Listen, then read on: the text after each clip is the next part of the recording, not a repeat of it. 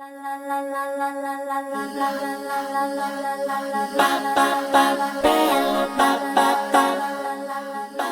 everybody, and today, yet again, we are playing the Rise of Queensdale, because we just can't get enough of this game. So you have some beginning information. I do have some beginning story cards. So these cards say, at the beginning of the game, if at least one player has the following goal, and it would be the third epoch, which is 22 points. Nick does have that as his goal for this game. And that is the first time that that's happening. So we're going to read 4 new story cards, and they're going to tell us a little bit more about the story development, and I suspect they might introduce maybe some new mechanics as well. So, without further ado. From the outside, progress in Queensdale was impressive. More and more manufactories were built in the valley to fill the need for raw materials and goods. However, for the king's impatient mind, the development wasn't fast enough. He stood by his word and lent his support. Soon, workers from all over the realm entered the city. You were surprised to see the arrival of some of your remote relatives who knocked on your door one day. They were lured to Queensdale by the promise to see the royal couple for themselves. It was a matter of courtesy to offer them a place to sleep. After all, it would only be for a short time. So we're going to put a sticker on the board, the overview board right here. We're also going to get some more figures out of the box and add them to our bag. And from now on, we may draw those types of figures out of the bag in addition to the brown craftsman, the pink gleeman, and the white courtiers that are already in the bag. And I suspect they're probably going to be like family members. If you do draw one of these figures from the bag, you may place a worker immediately or at any time during your turn, before or after placing your die, on any unoccupied action space. It counts as the appropriate die and therefore enables you to do more. So normally we have to have die that we can put at these locations here that match this symbol, but apparently now we can place these workers in that location as well. Let's see. The space that is occupied by a worker cannot be occupied by a die. You may use multiple workers during the same turn. At the end of the round, all workers that have been used are placed in the center of the board as normal. So normally when we completely finish using a figure, we put him in the center here. So we'll do the same thing with these guys. We're also going to add an additional courtier to the bag as well. And then we are going to place a special token on the board, and the player with the lowest epoch goal, which is me in this game, chooses first, then the player with the next, and so on. And we are going to be placing these tokens on our character boards. From now on, the game starts with a relative on your character board. You can choose a name for the relative and write it on the banderole, which I assume is this sort of player board scroll. Well, this sort of scroll-looking thing here. Let's see. Each relative comes with 3 different one-time bonuses, and you can only use each bonus once. This doesn't count as an action, so you can use the bonus at any time during your turn. If you use a bonus, cross it off on the relative. It says family sticks together, right? In addition, now on, you will have the option to carry over fame points from one game to the next. This only applies to the player who did not reach their epoch goal. Oh, that's interesting. Players look at the value of their last tower tile that they reached or surpassed. So there are some towers on the board. These boxes each have a tower in them. So if you didn't reach your epoch goal, but you made it past at least one of those towers, then you can apparently start from there on the next point. Blah, blah, blah, blah, blah. Okay. Let's see what this says. So we're going to put some more stickers on the board. We're going to get some more buildings for this game. And then this is going to introduce a new type of building as well. So far we have 3 types of buildings. One that happens when you reach a certain space on this track here. So any pink buildings on the board, I only have 1, but Nick has 2. They happen for you if you manage to reach a pink space on this track over here. There are also blue buildings, which are like storage facilities that let you store resources in between games. And then there are these orange buildings, and they let you do an additional thing when you place a worker on one of these spaces here and do something. So for example, this building right here, this is the grocer, and it corresponds to this spot over here on the board. Normally when you go there, you pay 2 gilder, and then you get 2 of any kind of resource that you would like. But with my grocer, I just pay 1 gilder, and then I get those 2 resources. So these are the 3 types of buildings that we've seen in the game so far, but this is going to introduce a new type of building. And what's going to happen with this kind of building is that you can now use cogwheel actions to trigger the action of a particular building. But in exchange, you have to pay some resources that are going to be pictured on the tile. So I assume, let's just pretend this were yellow for a second. We could pay 3 brick, and then we could trigger whatever action it was capable of. Also, we're going to be introducing some new tokens, the Robber Baron tokens, and we're going to be placing them at the beginning of each game.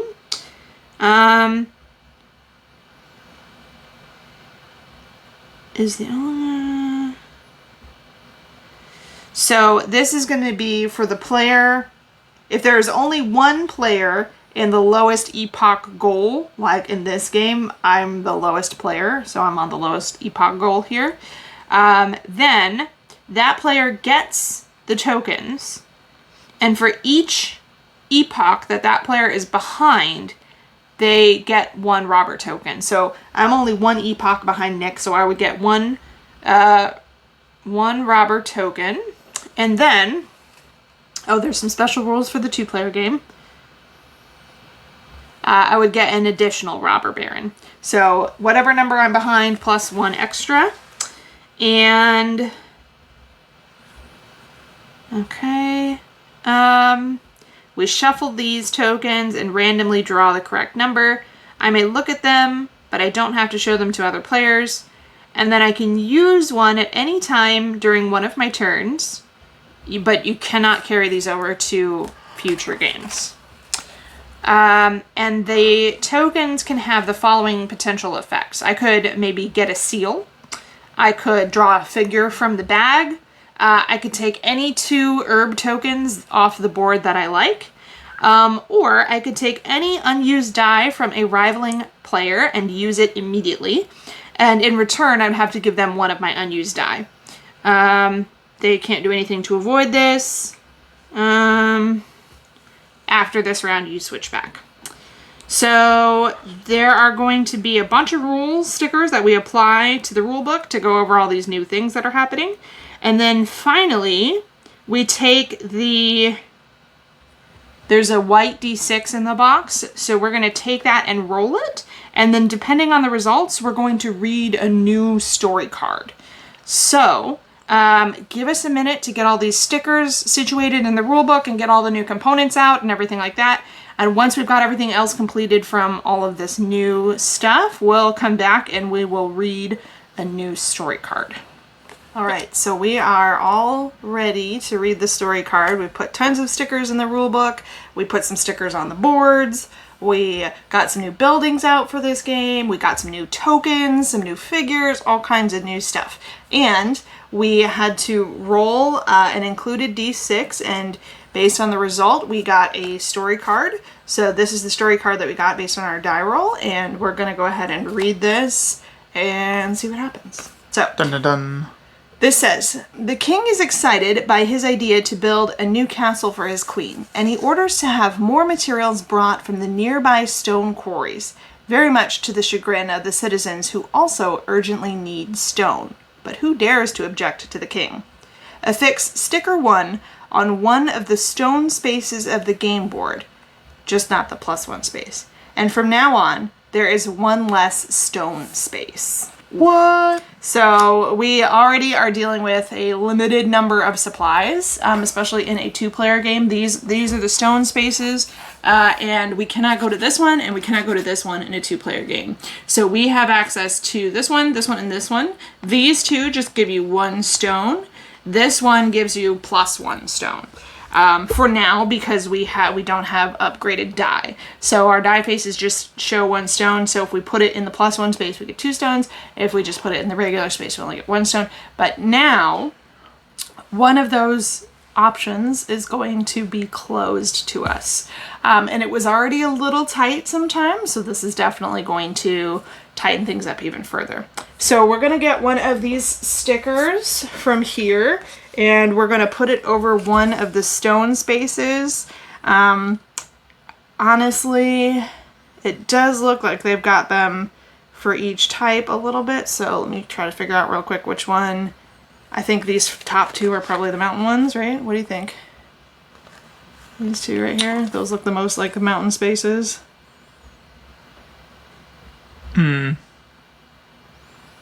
Yeah, I think so. Okay, so we're gonna put one of these guys over one of the mountain spaces. I'm just gonna do it here because this is the one I can reach. Ooh,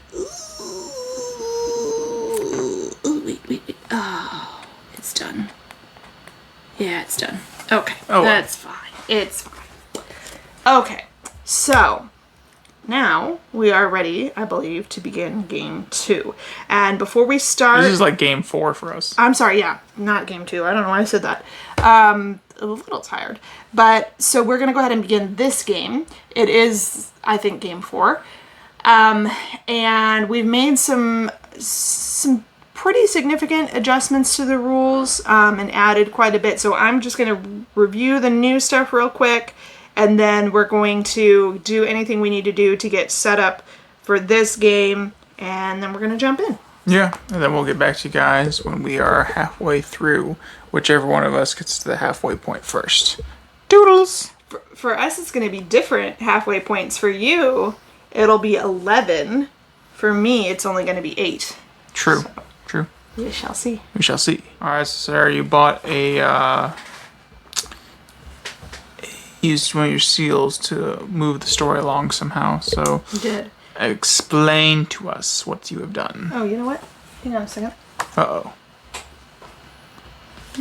Technical castle difficulties. Okay, so, yeah, I added this sticker, which is a hand mirror and the number 34, to one of my die. It cost me a seal, but I wanted to know what was going to happen. What's in the box, What was going to happen? So, this is what the story card says.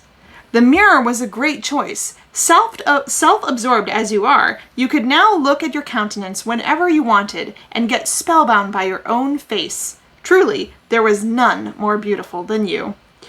To use the mirror, place its die on the star space on the action board. Then choose one of the free adornments from stickers 34 and add it to your character. In addition, so it sounds like I'll get some like jewelry or something I can add to my character board. In addition, you get one more adornment to auction off among the other players. Each player in turn order may bid once for the adornment, and the bid must be at least 1 resource. You must not give away any adornments for free. You decide the winning bid. If no player offers a bid, the adornment stays on the sticker sheet. The mirror on your die can only be replaced by another sticker once there are at least 4 adornments on characters. Oof. Keep this card and add it to your personal game materials. Now apply rules sticker R24 to the manual. Okay, so do you want to see what adornments we have? Yeah, we'll check out the adornments, and I think then we'll be able to... Sticker 34. Get ready for to actually start the game. Yeah, we've been trying to start the game for like 15 minutes now. It's all good. It's kind of like what a legacy game does. After you've played through 3 or 4 games, it's a lot of stickers and rules and all that good stuff. There's some cool stuff here. Okay, so this is the section of adornments. Oh my. So, I get to choose to place one of these onto my character every time that I roll this die here. And I can auction off one of these lovely things to the other players, and if they purchase them, then they get to put this on their player board as well. However, I'm sort of locked into doing that every time I roll this until at least 4 adornments are on characters collectively.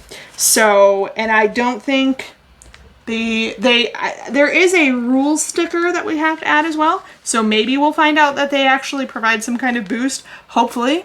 Otherwise, I don't see Nick, being as frugal as he is, paying me for any of these things, unless they do provide some kind of boost or something like that. But one way or the other, these are pretty cool. And they're gonna be a really neat way to sort of personalize our individual characters. Frederick's about to get some swagger. Oh yeah! All right, so we're gonna look up this new rules sticker, and we'll tell you about it next time we come back. Yep. Hello, Sarah. Hi there. You're about to use something that we didn't know what it was for until I was like, wait, what about this? And then I felt stupid. Yeah, so did I. So there was this plunger. It's like a full-on, it actually has like wood grain in the handle and everything. And there was no mention of it in the rule book at all. And I was like, okay, well, it's a legacy game, so we don't know all the rules. Maybe it'll come up, something about the plunger will come up later. But then Nick was messing around with the plunger, and he realized that what you do with it is what I'm about to do with it. So I've bought a new building. It's going to go in one of my 3 existing building sites. And I'm going to facilitate placing this building there by plunging the existing piece out of the board and then placing my new piece on the board.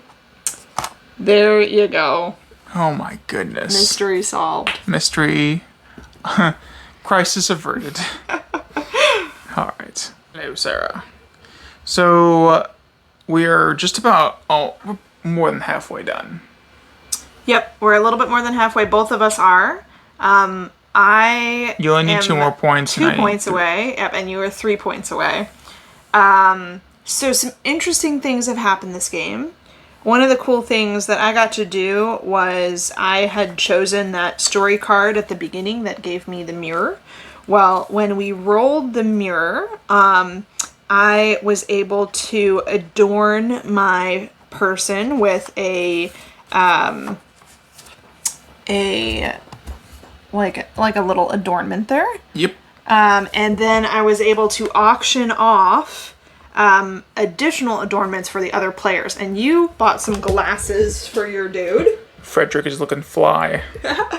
So that was a neat thing that happened to this game. I am stuck with the mirror as one of my die faces until cumulatively there are at least 4 items across all of our people. So we're halfway to the goal, but until we get 4 items on our people, I can't change that die face. And we thought that maybe you would get some benefit by blinging out your person, but so far that has not been the case. So maybe later something will come up about these adornments, but for right now it's just kind of oh cool, a sticker to put on my person and make them look cool, and they are neat. But I was kind of hoping that they would provide a little bit more benefit to me because I did spend a seal to get that card. But like I said, maybe it's a future thing. Also in this game, we had a visit from, well, not quite a visit, but Thylo, the king's sort of second-hand man, made a proclamation about getting some more resources into our area. And so that meant that we put these tokens on the board at the bridges. There are 4 bridges. There's one over there. That token is already gone. There's one over here, and then there's one over here, and this token is already gone too. And what those tokens would do is that when one player stepped onto or crossed the bridge, it would allow you to choose one of these 4 benefits that you would get as well. So I took 2 points. Nick took 2 resources. There was also a loot or 2 loaves of bread. So that was an interesting thing that happened this game. We've also been using these family members. So at the beginning of the game, a family member came to stay with us, and they provide 3 one-time use abilities per family member that you can use on any turn. So I've already used 2 of my abilities, but this guy at the start of the game, he had an ability to give me 2 resources of my choice.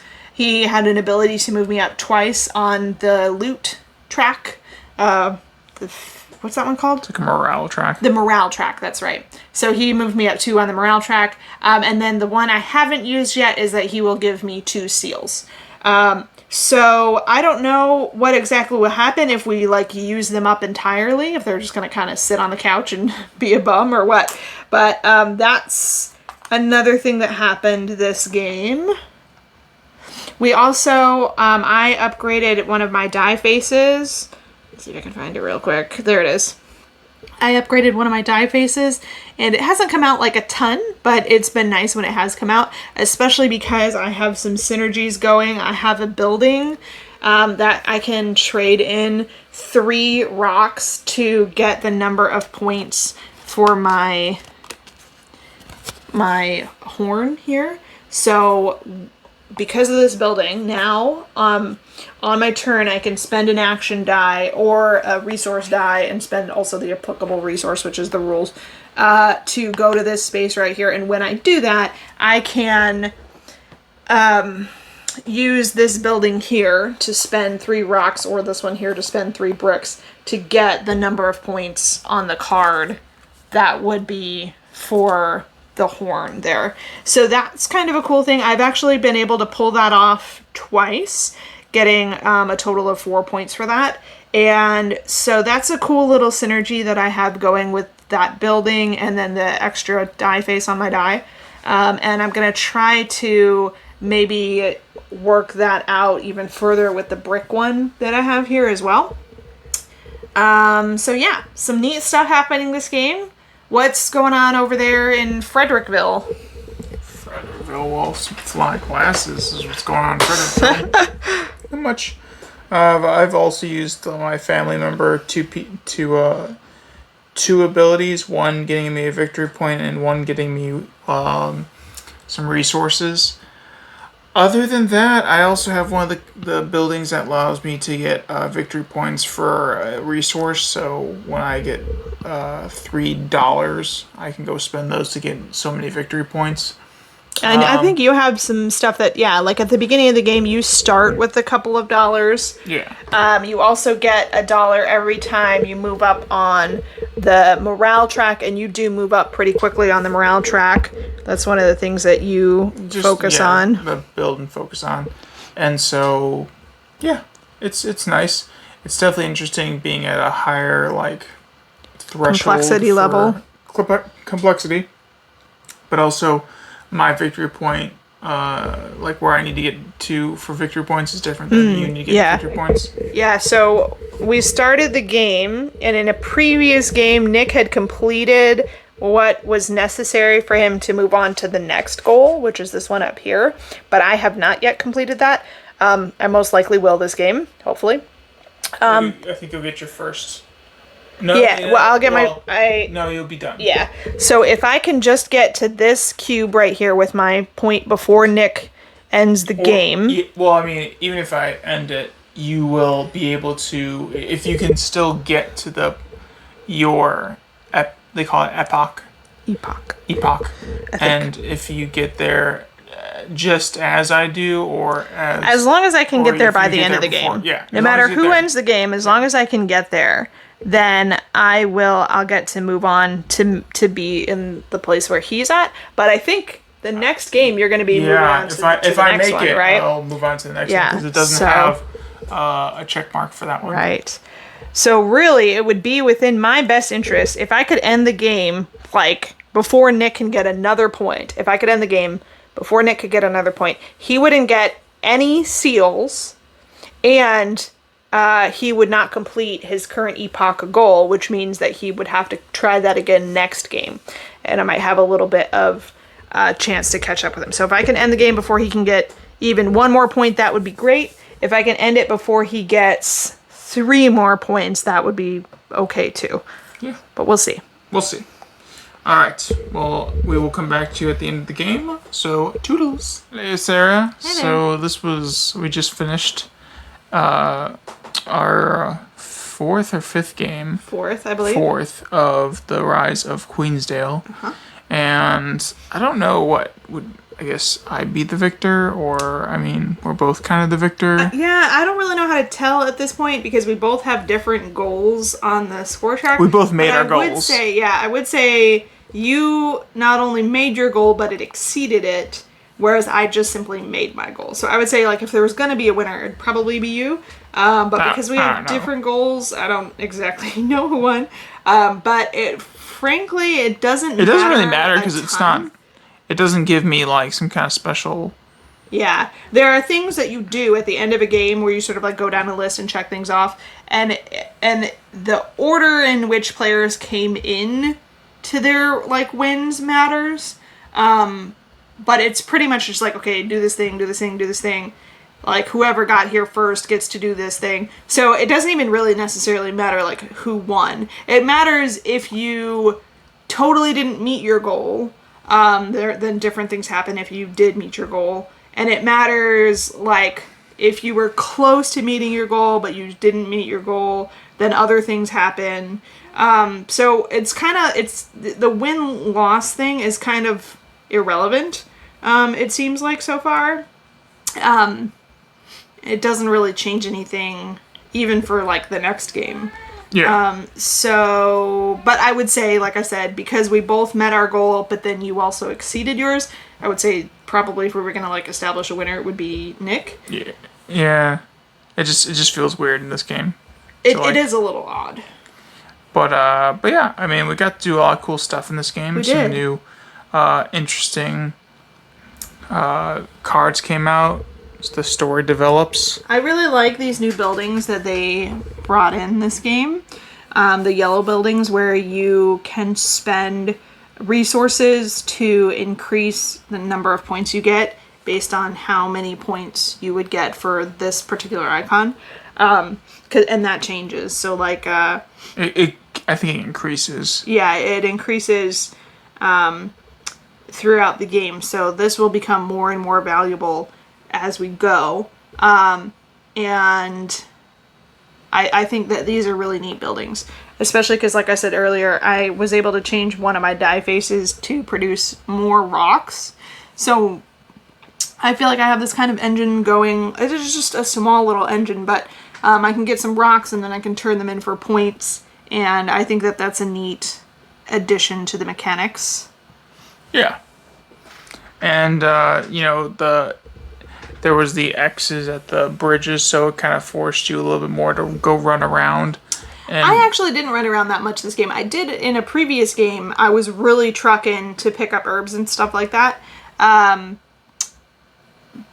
I'm not going to talk about why, because that is not necessarily been revealed yet. So I didn't collect herbs as much in this game as I did in a previous game.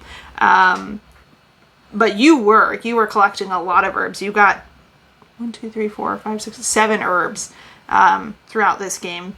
And they're nice little, bonuses. And Yeah. plus the X's on the bridges that were giving you bonuses on the card. It was just like, a cherry on the top. yeah, that was kind of a neat card.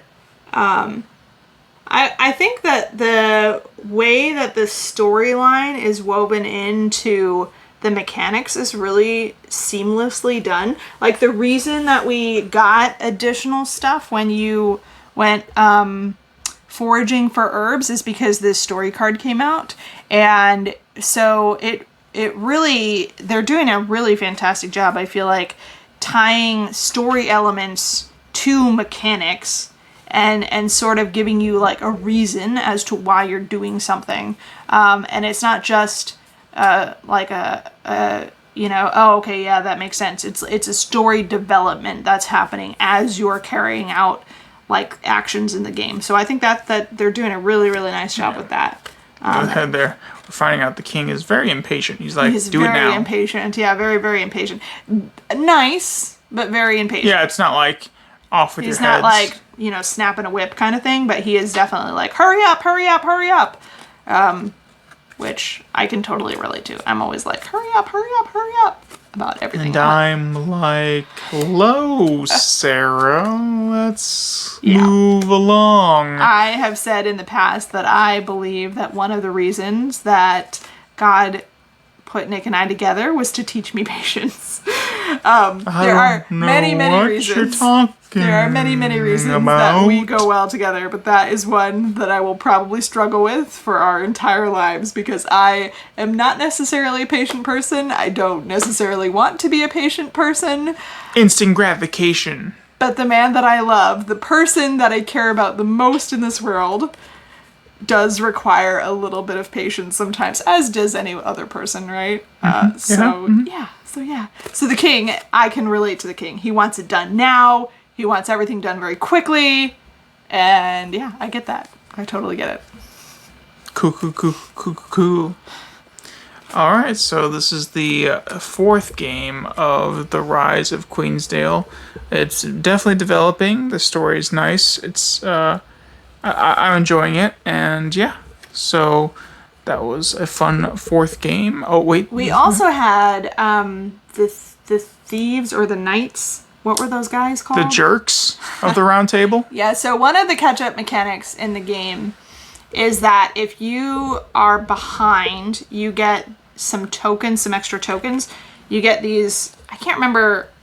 I think they're called thieves. I think. Or barons, robber barons, that's what they are. Oh. You get these robber barons, and it's based on the number of players, how many you get, but there are a stack of them, and you just get a random number, or random tiles of a certain number based on how many players. So like I got this game, I got 2 of these, because it's a 2-player game, so we get 2, so I got 2 random tiles, and they do something nice for you that is either going to help you catch up a little bit or is going to hurt your opponent. So one of the ones I got gave me a free seal, and the other one that I got allowed me to force a die swap with Nick, so I could just make him take one of mine and then I could take one of his. And that was actually really cool, because I was able to, in a round where we had more resources on our die than we were actually going to be able to harvest, I was able to force a trade with him, and I gave him a die that was essentially dead. And then I got one that wasn't dead in return. So they are kind of mean, but being the player, the only way to get these is by being behind. So they're kind of nice catch-up mechanics. And I know it sucked for you, but I appreciated being able to do what I was able to do with my robber barons this game. Yeah, I mean, it's good to have catch-up mechanics, especially in a legacy game, because you don't want someone, like in Seedfall, you don't want someone just running away in that game, or in any game. Well, and it says in the rulebook too, it says like, please don't worry if you're like really far behind. You can always catch up in this game. And I don't think that's just like a platitude. I think it's actually like legitimate. I think they put a lot of effort into making sure that players wouldn't get just totally left in the dust. And I think the way that they did it was nice. Everything ties into the overarching storyline, the general feel, all of that really nicely. So yeah. All right, so that's our fourth game of the Rise of Queensdale. Hope you all enjoyed it, and we'll see you next time. Toodles!